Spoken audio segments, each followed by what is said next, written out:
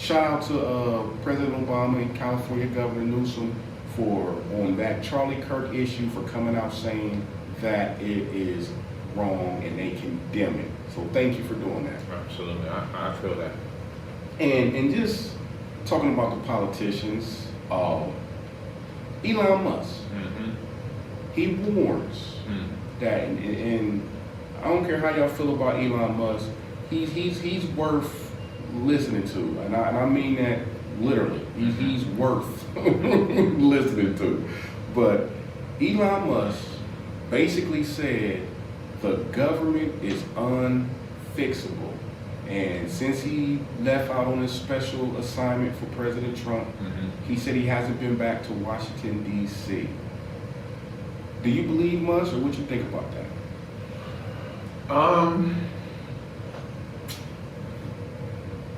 There seems to be some deep-rooted, deep-seated dysfunction within our governmental system.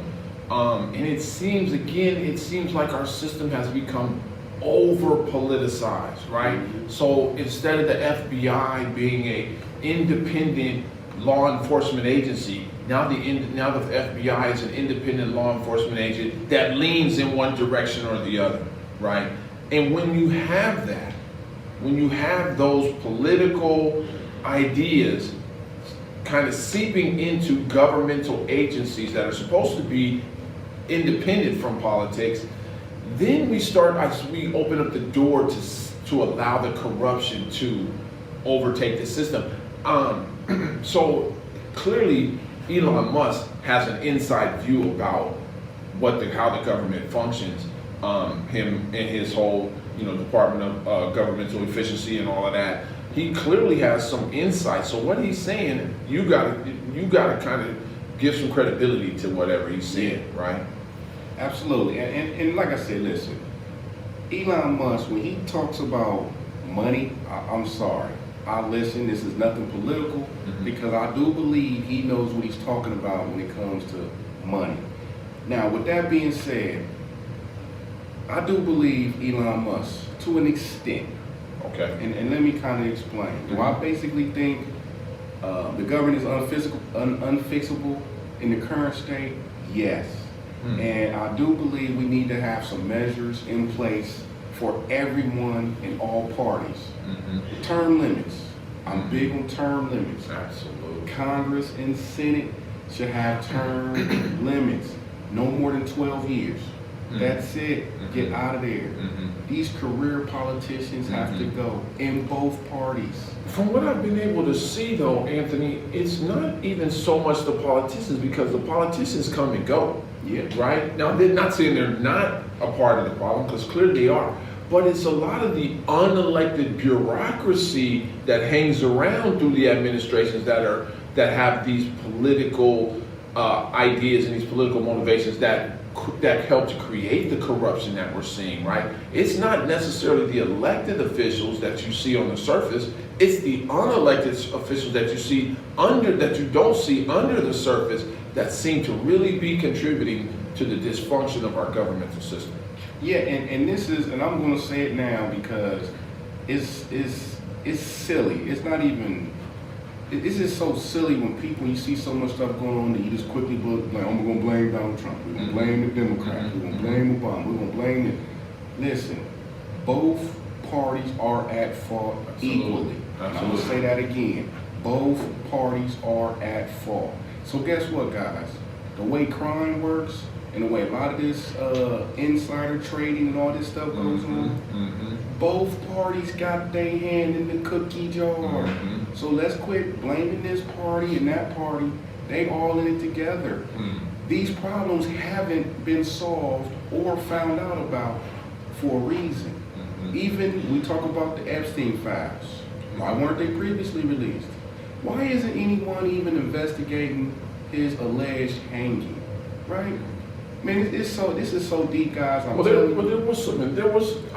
seen the heads of the FBI kind of maybe deal with that situation. I have seen something about that. A gentleman, what's my man's name? Kash Patel. He's the head of the FBI right now.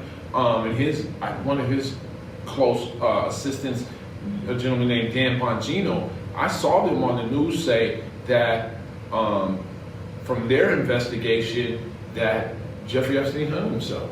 So there has been some, people looked into it, but it certainly seems on the surface, that there was some foul play there. I don't know, but just listening to these guys, they were adamant about the fact that Jeffrey Epstein killed himself.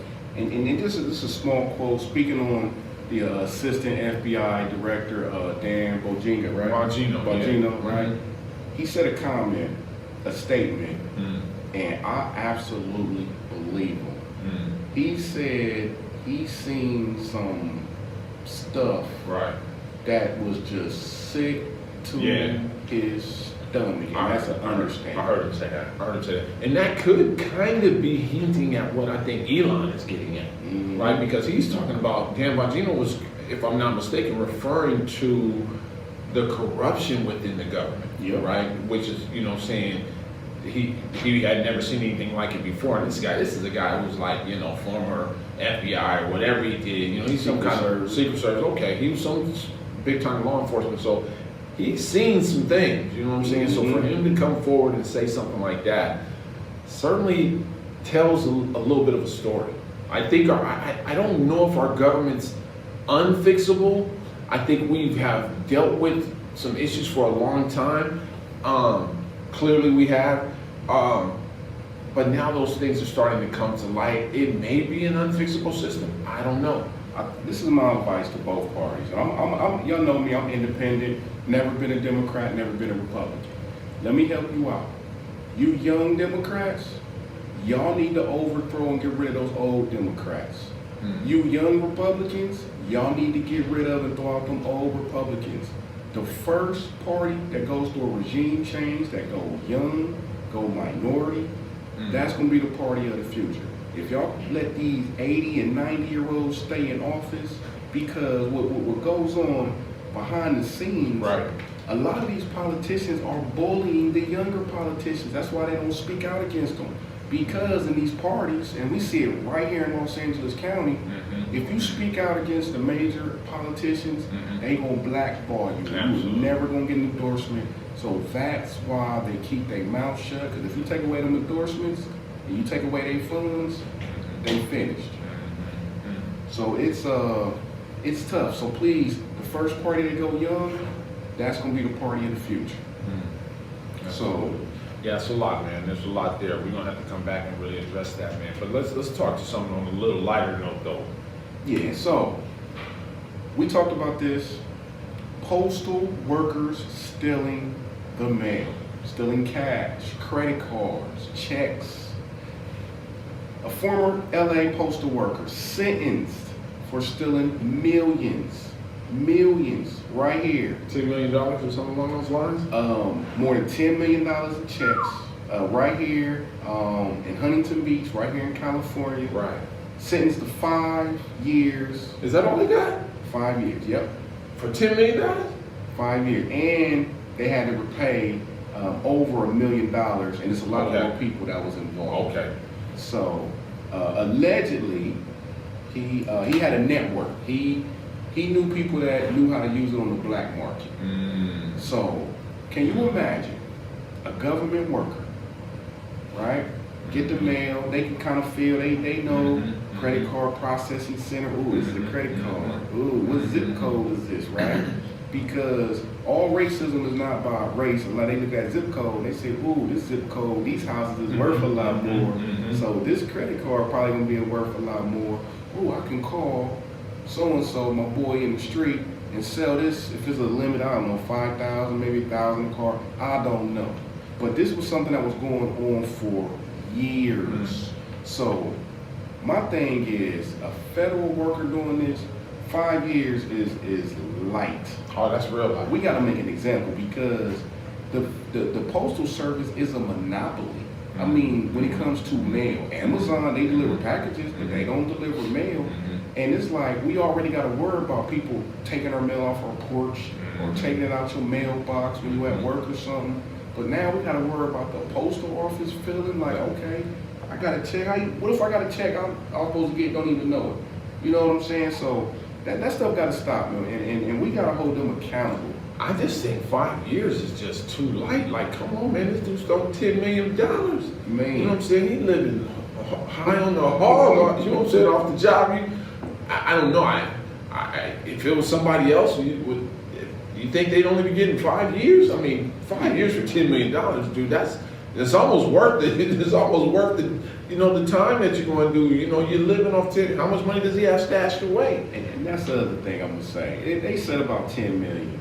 But for those that know the game, that's all they figured out. Right. Because when you really in that type of life, it's a lot more than what they found. Like, oh, they only found 10 million. They don't even know about the other 20. If he's got 10 million, if he stole $10 million, he's got $250,000, $500,000, maybe more somewhere in cash waiting for him when he gets out. I would have to believe. But wow, man, he only got 5 years. That's pretty light. I gotta say, man, I almost made me want to get a job at the post office. You know what I'm saying? But yeah, man, wow. Yeah, so that's tough. So please, postal people, man, keep it honest with our stuff, man. Quit stealing. It's big money. We live in a big time capitalist society, man. It's a lot of ways to get money out here, man, and they're not all legal, should I say so.